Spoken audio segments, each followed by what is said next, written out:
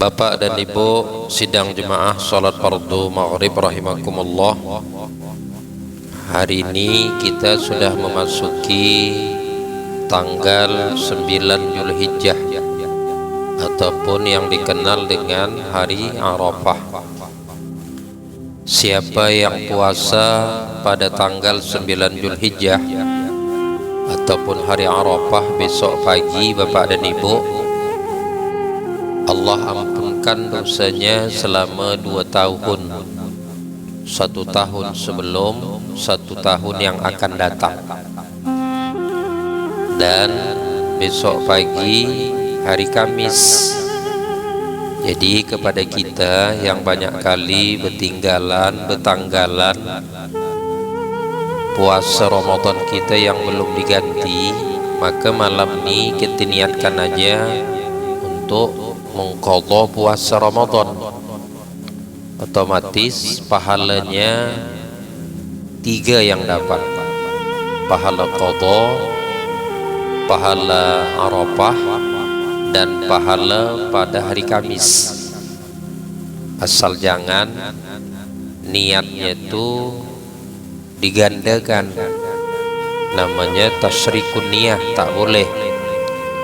Sengaja aku mengqadha Ramadan, tambah lagi Arafah, tambah lagi hari Kamis, itu yang tak boleh. Dia yang wajib aja. Dalam kitab Sabilal dikatakan, selama ada masih qadhaan kita tidak boleh mengerjakan yang sunat. Jadi qadha aja, bagi ibu-ibu qadha aja niatnya, ya. Nah, malam ini kita sedikit buka masalah tentang kurban, supaya ibadah yang kita buat nih Bapak dan Ibu tepat sasaran. Karena ibadah ini menggunakan modal, menggunakan dana. Jadi jangan kata peribahasa orang Melayu, arang habis besi binasa. Setukah dalam belanga tak berubah dari yang lama. Jadi ngenyang-ngenyangi orang aja, Pak. Jadi ini tidak kita buka beberapa sumber kitab. Kurban ini hukumnya Imam Syafi'i menyatakan sunat muakkad, ya, sunat muakkad. Di dalam riwayat Imam Tirmidzi dikatakan, umirtu bin nahri wa huwa sunnatul lakum. Aku, kata Nabi, diperintahkan untuk berkurban, menyembelih kurban, tetapi disunatkan bagi kalian. Umirtu bin nahri wa huwa sunnatul lakum. Kurban ini wajib bagiku, diperintahkan kepadaku, tetapi disunatkan kepada kalian. Inilah alasan Imam Syafi'i menyatakan sunnat muakkad bagi kita melaksanakan kurban. Ada buat, tak ada tak usah. Berutang jangan, berutang jangan. Ada buat, tak ada tak usah. Tetapi bagi Imam Abu Hanifah menyatakan kurban ini wajib. Alasannya surah Al-Kautsar ayat 2, fasholli li rabbika wanhar, maka dirikanlah solat dan berkurbanlah. Alasan yang kedua, hadis Rasul, man wajada sa'atan falam yutah fala yaqrabanna musallana. Siapa yang mampu, man wajada sa'atan, barang siapa yang diberikan keluasan rezeki, falam yudhah, tetapi dia tidak hendak menyembelih kurban, fala yaqrabanna musallana, jangan kalian masuk ke dalam masjid kami, kata Rasul. Sampai begitulah tingkat kemarahan Rasul. Fala yaqrabanna, kalau orang belajar nahwu shorof itu ada namanya nun taukid. Nun taukid ini nun yang menguatkan. Fala taqrabanna, jangan sekali-kali kalian masuk ke masjid kami. Nah, marah kali Rasul. bagi orang yang mampu tetapi tidak hendak berkurban. Nah, ini hukum kurban. Kami ini tidaklah berakikah waktu kecil dulu, tak ada rezeki ayah, udah besar-besar macam begini, ada rezeki. Mana dahulukan akikah apa kurban? Akikah ini bapak dan ibu mempunyai masa waktu. Apa masanya? Akikah tu umur anak tu, bayi tu ketika umur 7 hari. Tak ada umur 7 hari, 7 kali 2 14. Umur 14 hari pun tak ada lagi duit, 7 kali 3 21. Apabila sampai 21 hari tak jugalah ada rezeki awak sampai balik. Kalau laki-laki kita 15 tahun, kalau perempuan sampai datang haidnya. Di situlah batas apa tu? Batas akikah. Nah, jadi kalau kurban ni apa jatuh hukumnya? Jatuh kurban lah. Jangan katakan kau tak pernah kau berkekah ayah kau. Kekah kau dulu. Iya, ngekeh lah jadinya, bukan kekah.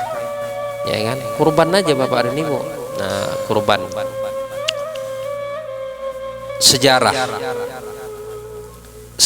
Nabi Allah Ibrahim alaihissalam. Nabi Ibrahim ini kan pangkatnya kan Khalilullah. Khalil ini kekasih, Habibullah pun kekasih. Ya, lebih hebat lagi Habib daripada Khalil. Khalilullah. Kan masing-masing Nabi ini kan punya pangkat. Kalau Adam Safiullah, ya kan? Kalau Musa Kalimullah, kalau Daud Khalifatullah, kalau Ismail Jabihullah, kalau Nabi kita Muhammad SAW Habibullah, Nabi Ibrahim Khalilullah. Banyak kali cobaan kepada Nabi Ibrahim. Mana cobaannya? Di waktu dia masih lajang bapak dan ibu. Pada saat itu di negeri itu ada hari berburu. Bukan buruh ya, hari berburu, pemburu binatang. Jadi tiba hari berburu itu bapak dan ibu semuanya wajib berangkat ke hutan memburu binatang. Ada satu orang yang tidak ikut. Siapa? Nabi Allah Ibrahim. Dia tidak ikut. Pergilah kalian, aku tidak. Adat pada ketika itu setiap binatang yang diburu itu sebelum dimakan disembahkan dulu kepada berhala. Nah, banyaklah binatang dapat, tidak disembahkanlah kepada berhala itu. Ketika dibuka kunci tempat berhala itu habis berkecak-iyak semuanya, babak belur, hancur. Siapa yang buat macam begini, kata orang tu? Ya, Ibrahim lah yang tak berangkat. Didatangi kepada Nabi Allah Ibrahim. Apa kata Ibrahim? Mana aku tahu? Ya, cubalah tanyakan pada yang sebiji itu. Sebiji itu kan tidak hancur, yang tegap kali itu. Apa kata orang tu? Mana bisa jawab, kata orang tu. Nah, disitulah balik Nabi Ibrahim bercakap. Tahunya kalian tak bisa jawab, ngapa kalian sembah dia? Nah, yang pada akhirnya amar putusan hakim tu dibunuhlah, dibakarlah dia. Ya, di bawah tumpukan kayu yang banyak, api yang menggelora macam gitu, diam aja Nabi Ibrahim, tak ada dia minta tolong tu. Hanya dia baca apa? Hasbunallah wa ni'mal wakil. Cukup engkau Allah yang membantu aku. Hasbunallah wa ni'mal wakil. Turun malaikat Jibril. Ibrahim, mengapa kau diam aja? Enggak, kau kipaskan sekali aja pakai kepak aku nih, pakai sayapku nih, padamlah nih. Karena sayap Nabi malaikat Jibril besarnya maghrib ilal dari masyrik ilal maghrib, dari timur ke barat. Sekali kipas nih, padamlah nih. Tak anda nih Ibrahim. Jangan ya Jibril. Datang burung pipit, benam-benamkannya, culup-culupkannya dirinya ke laut. Terbang dia di atas api itu supaya padam api itu, air yang di pauhnya itu. Manalah padam. Begitulah burung pipit. Akhirnya bapak dan ibu, Api yang dibuat itu tadi bahan bakarnya salah satu dalam kitab Qisasul Anbiya dikatakan pohon cemara. Makanya kalau kita nih orang-orang tua-tua dulu tidaklah hendak dia menanam pohon cemara itu atau pohon Natal, Pak. Nah, itulah sebab musababnya itu. Mengapa mak-mak kita dulu dilarangnya kita nanam apa namanya? Pohon Natal. Nah, sebab itu dulu. Salah satu kayu yang membakar jasad Nabi Ibrahim itu, alat pembakarnya itu kayu cemara itu atau apa Natal itu. Bapak dan Ibu, kalau kita pinjam bahasa, orang tuh tidak meletakkan Nabi Ibrahim ke dalam api itu tak mampu. Dibuatnya satu alat, kita katakanlah macam ketapel, macam panah itulah. Isi pelornya itu Nabi Ibrahim. Begitu mendekatkan paham. Sampailah Nabi Ibrahim ke dalam api, datang perintah Allah. Qulna ya narukuni bardan wa salaman ala Ibrahim. Hei api, dinginkan, selamatkan diri Nabi Ibrahim. Menggeletar Nabi Ibrahim dalam api. Makanya kalau orang hakikat, ya Rob, kalau engkau masukkan aku ke dalam neraka, kalau engkau dinginkan api itu tak apa, kata. Itu orang hakikat tuh Bapak dan Ibu. Ya, siapa dia? Rabi'atul Adawiyah. Kalau dimasukkan Allah Ta'ala pun kita ke dalam neraka, kalau rahmat Allah itu ada dalam neraka, dingin kita, kata. Ini bukan tingkatan awal lagi ya, dah tingkat Rabi'ah itu, Rabi'atul Adawiyah. Nah, Bapak Ibu sekalian, ini cobaan kepada waktu dia lajang. Nah, pada saat itu Bapak dan Ibu, dia menjadi orang yang kaya raya. Banyaklah binatang ternak dia, sampai mencapai 12.000 ekor binatang ternak dia, hewan ternak dia itu 12.000 ekor. Ada kambing, ada sapi, ada unta. Suatu saat disembelihnya lah 1.000 ekor kambing, 1.000 ekor domba, Bu, disembelihnya untuk dimakan ramai-ramai. Tambah lagi 300 ekor sapi, tambah lagi 100 ekor unta. Berapalah jumlahnya? Kambing 1.000, sapi 300, unta 100, 1.400. Itulah yang disembelih untuk dimakan. Kagum umat Nabi Allah Ibrahim. Cakap Nabi Ibrahim, kalau bahasa kita, bahasa kasar, nih belum ada apa-apanya lagi nih, belum apa-apa lagi nih. Jikalau, disinilah letak kurban tuh, Pak. Jikalau suatu saat nanti aku dikarunia Allah keturunan anak, datang perintah Allah untuk disembelih, anak aku pun ku sembelih, usahakan hewan macam gini. Situlah Pak datang nazar tuh. Makanya kepada kita, kalau kita ada hajat diiringi dengan nazar, bagus.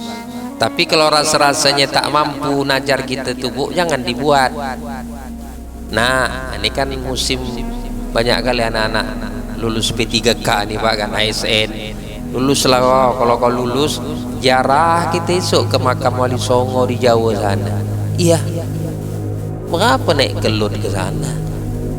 Kan? Ya jangan cari beban. Kalau yang macam gitu, lulus lah nak. Esok kalau lulus kita jarah kita ke makam apa sana, apa namanya, Wahab Abdul Rakan bersilam sana, atau berjarah kita tempat Atu Abdul Somad Abdul Rahman Silau Laut di kisaran sana, air Joman. Itu kan dapat dijangkau bernazar. Jadi sampailah Bapak dan Ibu berumah tanggalah Nabi Ibrahim dengan Siti Sarah. Takdir Allah Ta'ala tak ada keturunan, tak ada keturunan. Satu saat bercakap Siti Sarah, wahai suami, engkau Rasul, engkau Nabi, engkau butuh keturunan untuk melanjutkan dakwah agama ni. Apa nama agamanya Ustaz? Hanif. Jadi agama yang dibawa Nabi Ibrahim bukan Islam, namanya Hanif, sama-sama mentauhidkan Allah. Hanifah muslimah wa ma'ana minal musyrikin. Agama Nabi Muhammad Islam. Paham kira-kira kan? tidaklah punya keturunan. Akhirnya Siti Sarah ditawarkannya lah kepada Nabi Ibrahim supaya nikahlah lagi. Hebat betul Siti Sarah nih ya. Kalau ada Siti Sarah zaman sekarang nih Bu, hendaknya pelihara betul lah dia elok-elok. Jangan dikuburkan kalau dia sebelum mati. Siapa yang dipilihnya Bapak dan Ibu? Asisten rumah tangganya. Nah, itu buka dalam kitab Qisasul Anbiya. Maka kalau baca kisah-kisah Nabi itu Bapak dan Ibu, jangan yang kitab Indonesianya tuh, kitab Arab Jawinya tuh baca ya, Qisasul Anbiya, kisah Nabi-Nabi. Siapa namanya asisten rumah tangganya tadi Bapak dan Ibu? Siti Hajar. Nah, Siti Hajar dipilihkan Siti Sarah tadi lah, Siti Hajar. Berumah tanggalah Nabi Ibrahim dengan Siti Hajar. Inna fa'alu lima yurid, Allah berbuat kekuasaannya, hamillah Siti Hajar. Dari dalam kandungannya lahirlah seorang putra namanya Ismail. Tidak berapa lama lahir Ismail, mengandung pula Siti Sarah.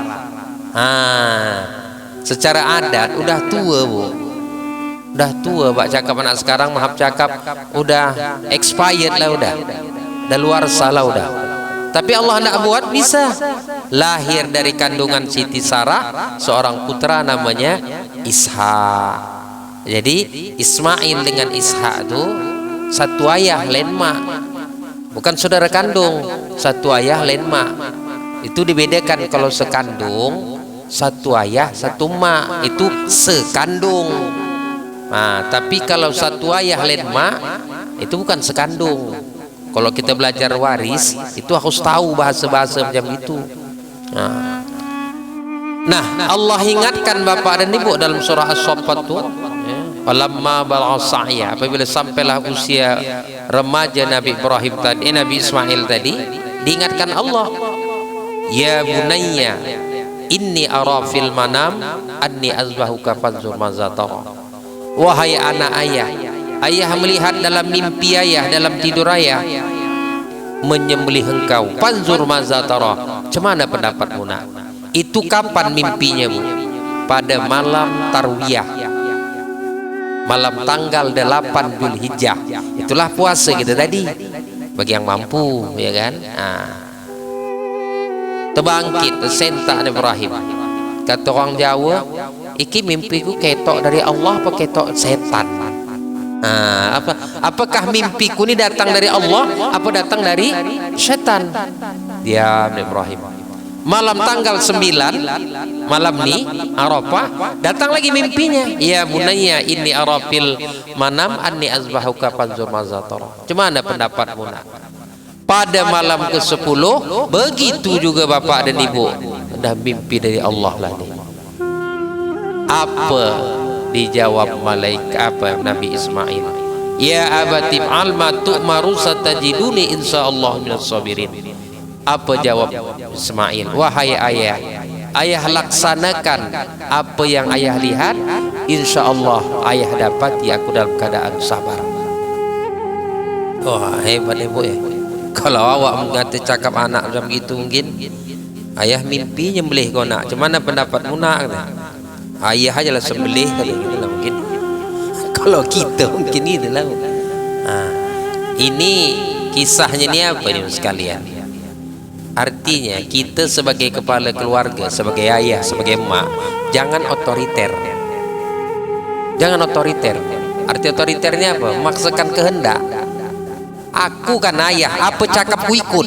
Yang inilah jangan nih Pak. Apapun coba kita musyawarahkan. Pencemana nak panjur maza taro, cemana pendapatmu nak? Harus begitu kita Bu, ya kan? Misalnya lah dapat daging korban nih, dah cerita kurban kita kan, jangan dakwah aja, aku masak putih aja, aku masak putih aja. Jangan jadi anak bukan nak masak putih, nak masak hitam, nak masak merah, tak apa dia mungkin. Jangan kehendak awak aja awak ikut, ya. Cemana musyawarah, jadi aman hidup rumah tangga kita nih, ya. Panjur maza taro. Akhirnya Bapak dan Ibu, kita singkat karena hukumnya belum kita buka lagi nih. Sudahlah tekad niat berjalanlah. Apa disampaikan Ibrahim? Ya Hajar, mandikan anak kita ni, mandikan anak kita ni, bersihkan dia, beri dia pakaian yang indah. Beri dia pakaian yang indah. Ke bapak dan ibu, siaplah berjalan ke Mina dekat Muzdalifah. Antar Mina dan Muzdalifah, nanti yang sudah berangkat ada tugu sana bapak dan ibu. Situlah Nabi Ibrahim menyembelih anaknya tadi. Kalau orang berangkat haji ni, kalau dibawakan orang yang tur-tur itu nampaknya lah. Datanglah syaitan menggoda. Kau cakap awak Ibrahim, 3 kau lama kau tak ada keturunan, baru ni kau punya anak nak kau bunuh, nak kau sembelih. Iyalah kalau ada anak kau lagi, kalau tak ada siapa nak melanjutkannya, kata syaitan. Apa kata Abi Ibrahim? Tan, ini perintah Allah ni Tan. Diambilnya batu, dilemparnya. Itulah menjadi Jumratul Aqabah dalam ibadah haji. Tak mempan dengan Nabi Ibrahim, digoda setan pula Ismail. Lari kau nak disembelih ayah kau. Tidak, ini perintah Allah ni Tan. Diambilnya batu, lemparnya. Itulah menjadi Jumratul Ula. Tak mampu dengan Ismail, digodanya pula Siti Hajar. 3 kalian anak siapa? Buah hati, belahan jantung, semata wayang, ndak kalian sembelih. Ini perintah Allah ni Tan. Ambilnya batu, dilemparnya. Itulah menjadi Jumratul Wusta. Jadi dalam ibadah haji ini ada wajib haji, melempar jamarat. Ini belum lagi nih, nanti hari tasyrik orang ini melempar. Nah bapak dan ibu hadirin sekalian, kita singkatkan lagi singkat-singkatnya kisah dalam kitab Qissasul Anbiya kita baca. Wahai Ismail, sebelum ayah sembelih kau, apa yang kau minta sama ayah? Apa kata Ismail? Ya, tajamkan pisaunya. Tajamkan pisaunya. Apa kata Rasul? Wa idza zabahtum fa ahsinuz zibah, wa idza qataltum fa ahsinul qatlah. Apabila kau hendak menyembelih, sembelih dengan cara yang baik. Apabila kau hendak membunuh, bunuh cara baik. Itu kata Rasul. Tajamkan pisaunya. Maka tajamkan betul-betul pisaunya tu kan, supaya mudah dia. Apalagi nak ikat kedua tangan saya, kaki, supaya ayah ikhlas, tidak awak menggelepar. Nanti kau ayah menggelepar, tak ikhlas saya. Makanya ndak menyembelih ni ikat. Cuman dalam kitab Matla'ul Badr dikatakan bapak dan ibu, tidak 4 kaki hewan itu dirapus. Artinya apa? Tidak 4 itu diikat. Salah satu dilepaskan. Dan kitab supaya apa? Mudah dia melepaskan nyawanya. Mudah, itulah dia. Ya, mudah dia. Cuman kalau kita tidak mengamalkan kaji nih Pak, alamat lembu belum tentu mati, awak paling bawah pingsan. Tenjang lembu itu mungkin. Paling bawah pingsan, mati boleh jadi. Ya kan? Jadi ikat-ikatlah. Cuman kalau sudah siap memang udah apa, buka cepat. Buka cepat. Dia tidak mengeluarkan nyawanya tuh Pak. Kita ini kan lebih sadis dari teroris kadang. Dari menjatuhkannya aja mungkin sekampungan jatuh ke lembu tuh. Apa tak stres lembu tuh? Ya kan? Tidak bersebunuhan kata orang kampung. Seekor lembu berpuluh orang nak jatuh ini. Tapi kalau yang ahli itu mungkin ya Pak ya, ditarikkannya aja di sini, buam kata jatuh ahlinya. Ya kan? Lembu pun tidak stres. Tanda lembu stres itu bapak ibu tahu, apabila dagingnya liat, itu tandanya lembunya stres. Jadi kalau bapak ibu nanti dapat daging liat, itu tanda bukan lembunya tua. Ini tua lah lembunya nih, liat nih bukan liat, stres lembunya. Stres lembunya. Apalagi nak kau minta tutup kedua mata ya, supaya awak ikhlas, tidak takut dengan pisau ayah yang tajam. Makanya kalau kita tidak menyembelih nih bapak dan ibu, jangan ditontonkan dengan hewan satu dengan hewan yang lainnya. Walaupun dia tak berakal, berutaknya dia itu, tapi tak ada insting dia tuh, tahu dia takut bapak dan ibu. Maka jangan ditonton-tontonkan.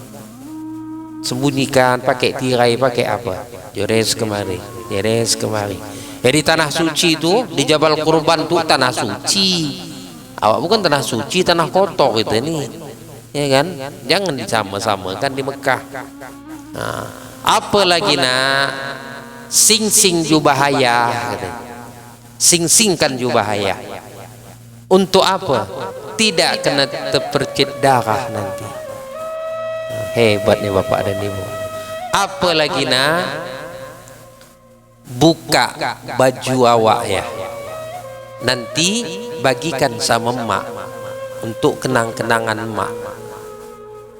Udah, apalagi nak jaga kawan-kawan awak jangan datang ke rumah emak, nanti emak sering teringat-ingat dengan awak. Oh ini pada ambil dulu sekalian. Akhirnya apa cakap akhir Ismail, kurbankan aku ya. Mulailah peristiwa itu berjalan, inna fa'alul lima yurid. Akhirnya disembelihlah dengan pejaman mata Nabi Allah Ibrahim, anaknya tadi.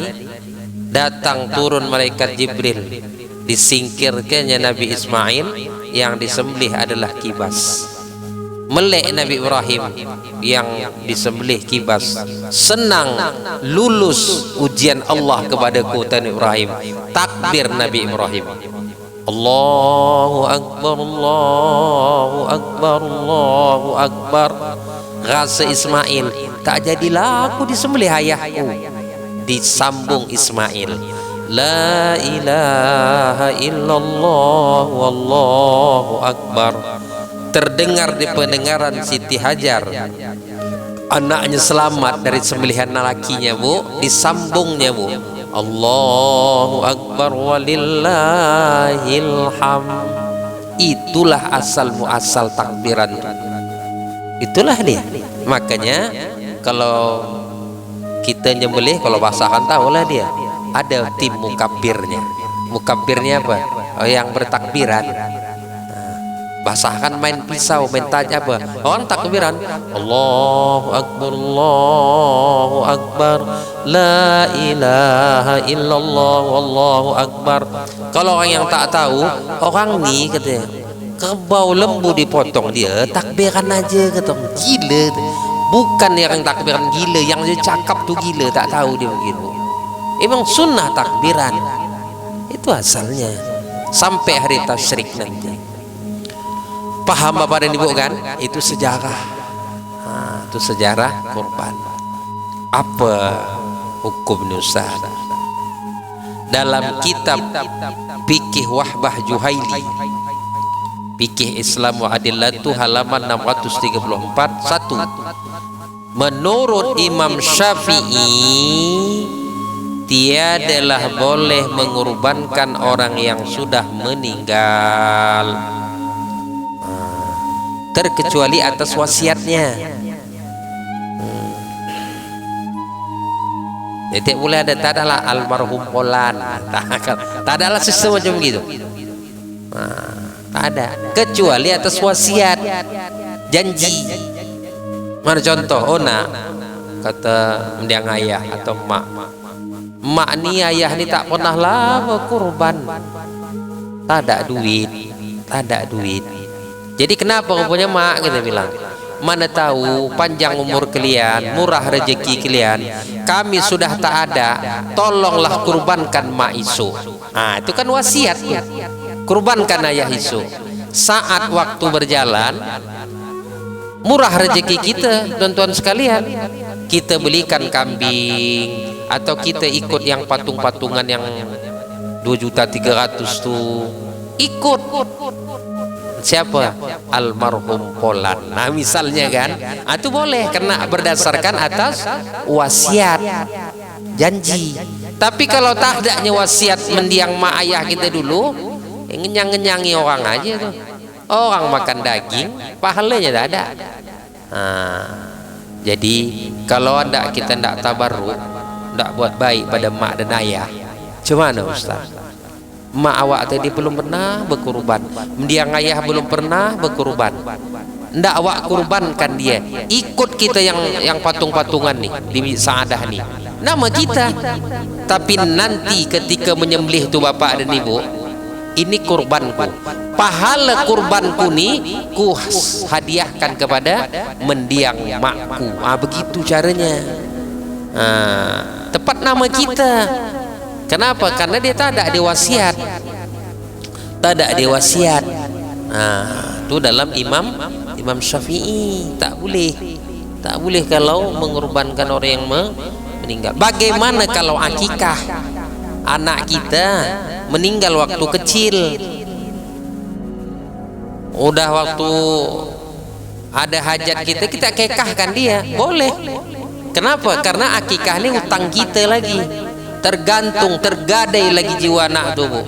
Sebelum kita akikahkan anak tu, walaupun dia sudah meninggal, tak apa-apa.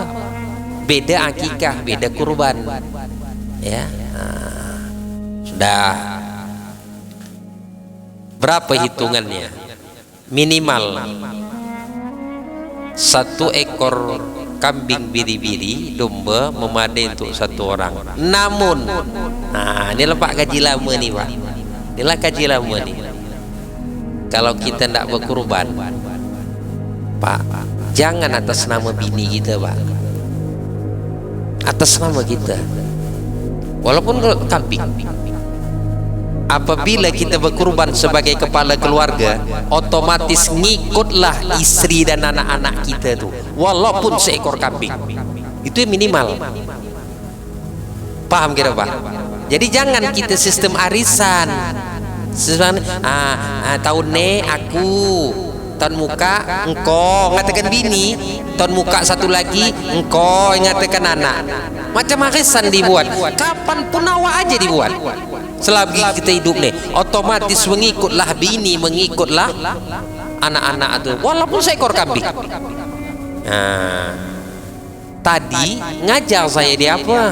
Di komplek Anugerah Marelen Pasar 4. Komplain mak-mak tuh, Ustad, aku yang nabung-nabung Ustad, kena awak kerja. Ayah anak-anak tuh PBB dia, penganggur besar-besaran katanya. Cemana lah wak nih, saya pikir macam gitu. Walaupun macam begitu, Bu, walaupun otomatis ibu ikut. Walaupun duitnya hepengnya tadi ibu yang bagi. Paham maksudnya kan? Terkecuali suami awak sudah tak ada, atas nama ibu lah, anak-anak lah ikut semua. Ini minimal ya. Kemudian kalau ada 2 orang ya buat 2 ekor awak. Tapi kalau satu ekor itulah dia cara buatnya. 1 ekor lembu, sapi lembu, kerbau 7 orang. Ya, 7 orang. Nah, apalagi masalah yang penting dalam hal yang macam ini, Ustaz.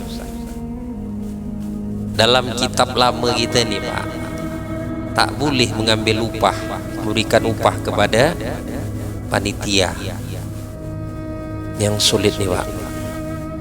Cuman maksudnya dipotonglah lembu, potong lembu masing-masing dapatlah 7 on daging, tambah lagi tulang. Tepat panitia kan relawan tak bergaji, tidak 7 on, 1 kilo, karena dia panitia. Inilah yang dilarang tuh. Inilah yang dilarang tuh, Pak. Kalau dalam kaji kita nih 7 on orang 7 on semuanya. Cuman siapa yang enggak, Bapak dan Ibu? Dibawalah 7 on tadi pulang dari Saadah nih. Nah, abang panitia, hanya tahulah bini panitia, 7 on abang, yang nengok-nengok yang duduk 7 on juga kata. Bagus abang bagian BNN. Apa BNN? Bagian nengok pun juga berkata 7 on juga nyawa dapat. Paham kira Bapak kan, kasihan relawan nih. Jadi kalau paham saya, ngambil islahnya bagaimana Pak? Dudukkan orang yang berkurban di sini. Orang berkurban itu namanya sahibul kurban. Bah Ani ketuanya misalnya, Bah Ani bercakap dia. Oh bapak-bapak, ibu-ibu, bapak kan ibu-ibu kan serta kurban nih kan. Kami panitia, kami tak berduit. Siapa gaji kami tak ada.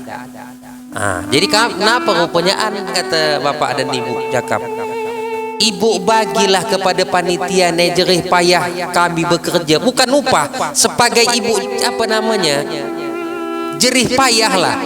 Ini kan tujuan, lebihkanlah sedikit untuk panitia nih. Izinnya ibu, izinnya bapak, tapi bukan upah.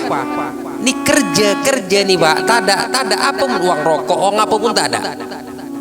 Ambillah katanya, kata si sahibul kurban tadi pak, baru boleh kita ambil.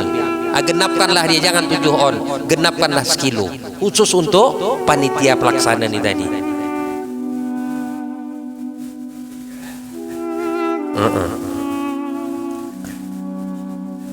Hadiah sama pekerja atas izin dari sahibul kurban. Kan gini pembagiannya, 1/3 untuk yang berkurban, 1/3 untuk keluarga yang berkurban, 1/3 lagi untuk yang meminta-minta. Itulah sebagai hadiah tadi kan. Tapi harus ada izin sama dengan begini ceritanya. Waktu kita jam berapa nih? 50, tinggal 5 menit lagi. Yang mana betul? Yang sana yang ini. Ada bagian begini mas sekalian. Jatuhkan lembu 1. Oleh panitia diambil ini pak, daging lembu yang 1 nih. Untuk apa? Untuk di sop. Untuk makan apa? Makan emak yang bekerja lah nih. Karena hepeng tak ada. Bapak dan ibu, sudahkah izin yang 7 orang nih mengambil agak-agak berapa kilo diambil itu kan, izin apa tidak? Kenapa? Inilah dia ceritanya bapak dan ibu. Datanglah, tumbangkan lembu kedua. Iyalah, kata yang ngambil lembu pertama kan, kalian banyaklah kalian dapat orang lembu kami untuk makan. Udah sekali lagi. Makanya bapak dan ibu, untuk mengantisipasi yang model macam gitu, itu walaupun bagian hadiah, baru kita beli aja nasi bungkus. Kita beli aja nasi bungkus, nasi perang, kita makan sama-sama. Tidak lagi diambil lagi itu. Inilah bapak dan ibu jadi masalah tadi. Takut apa? Sebagai upah tadi yang tak boleh.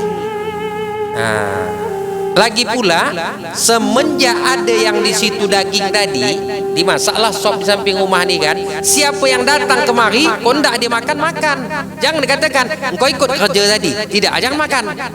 Tak bisa bu, datang saya kemari, ya Ustaz, ada lagi, Ustaz kan tidak, bukan orang sini, janganlah makan, tak bisa. Siapapun yang datang dari kampung keluarga sana, dari darat sana, datanglah kalau ada.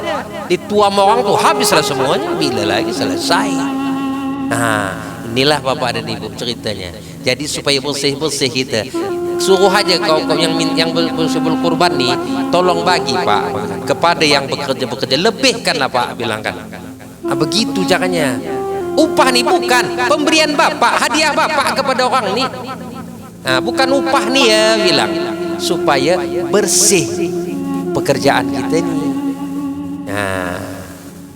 Jangan gara-gara sedikit cacat.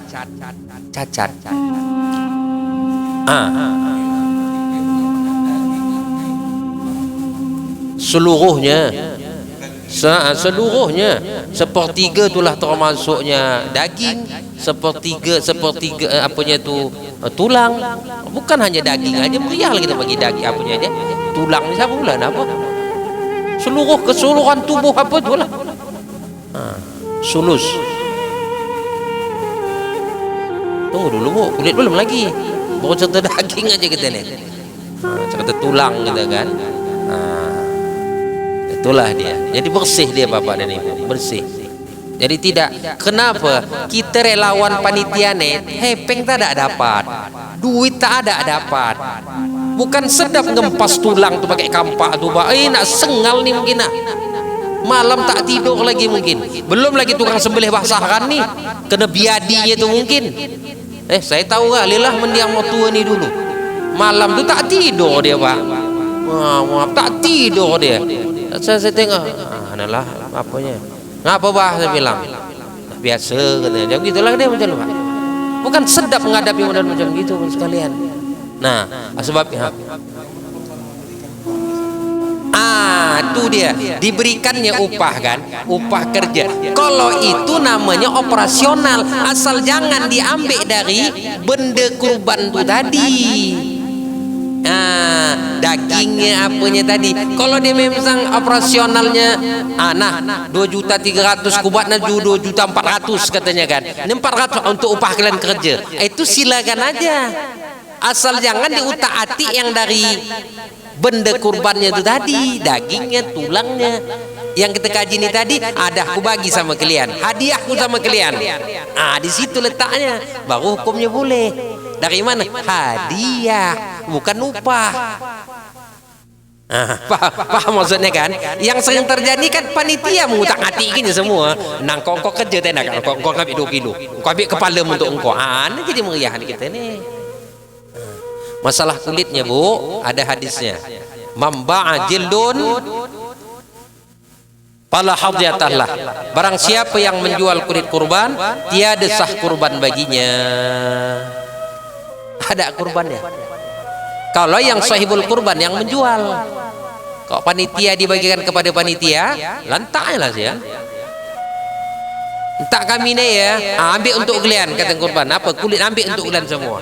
Datang yang panitia tadi, jualkan sama orang Padang sana, misalnya tak apa-apa. Entahlah ya. Yang awak takut, panitia kurban termasuk pula sahibul kurban di dalam. Paham maksudnya Pak? Panitia kurban anggota apa ni tadi, termasuk misalnya Pak Buyung. Pak Buyung ni ikut panitia, ikut pula berkorban di dalam. Termasuk dia menjual kulit korban tadi. Out. Meriah. Meriah bawa dan ibu. Makanya orang zaman dulu timbang-timbang payah ambil cangkul, bum, selesai. Tapi mubazir lah Pak, sayang lah Pak. Nah, cuma untuk melepasi hukum tadi Bapak dan Ibu. Kalau kaji lama beginilah Pak. Inilah dia, nak hati-hati betul, hati-hati betul kita ni. Okeylah Bapak dan Ibu, yang sebenarnya banyak nih nak disampaikan nih. Ini buku ni Pak, Profesor Ramli Abdul Wahid orang Tanjung Balai ni Pak, ngarang ini. Ya kan? Kaji-kaji lama ni semua sini. Dalam kitab inilah masuk kitab Sabilal Muhtadin. Selama ada qadaan tak boleh mengerjakan yang sunat kan. Dalam kitab inilah Pak. Wallahu a'lam. Assalamualaikum warahmatullahi wabarakatuh. Alhamdulillah wassalatu wassalamu ala asyrafil anbiya wal mursalin sayyidina wa maulana Muhammad wa ala alihi wa sahbihi ajma'in. Allahumma a'udhina bil ilmi wa zayyina bil hilmi wa akrimna bit taqwa wa jammilna bil afiyah. Wa akhiru da'wahum anil hamdulillahi rabbil alamin. Taqabbalallahu minkum. لبيك لا شريك لك لبيك إن الحمد والنعمة لك والملك لا شريك